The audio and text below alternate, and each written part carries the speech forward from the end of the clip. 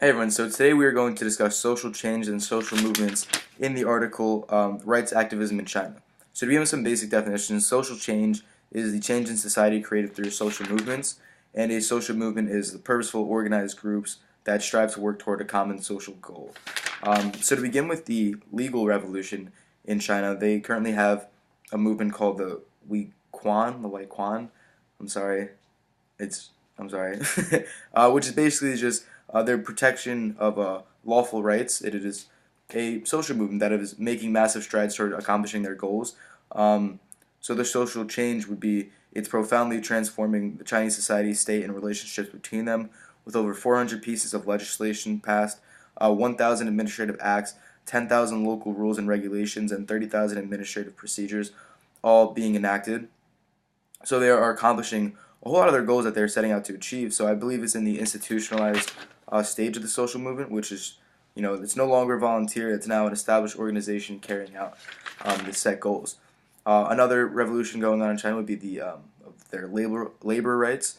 So a few causes of that would be the globalization of legal norms and practices. Of their 130 million migrant workers, 48% are not paid regularly. There is massive discontent about social injustice, wealth, power gaps, ruling regime, and all of that. But again, they're making massive strides with their social movements to enact social change, such as the national labor law, trade union law, labor contract law, law on the mediation and arbitration of employment disputes. All that are just massive steps toward achieving their goals.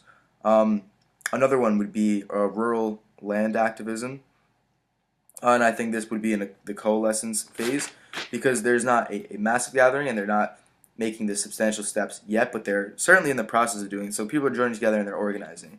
Um, and for this, we got tens of thousands of farmers in 150 villages in 3 provinces that are issuing statements to the entire country that they're retaking the land that was taken from them initially.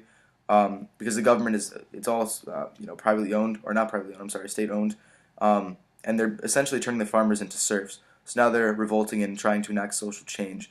Um, an estimated 40 million farmers have lost their land since 1987. But through petition, file lawsuits, media attention, and collective protests, they are trying to gain some back. As far as property rights, again, that's kind of being robbed from them as well. So the house stock almost entirely privatized. They send thugs to threaten homeowners. Up to 80% have experienced serious conflicts between property management, and 37% have witnessed physical violence in these disputes.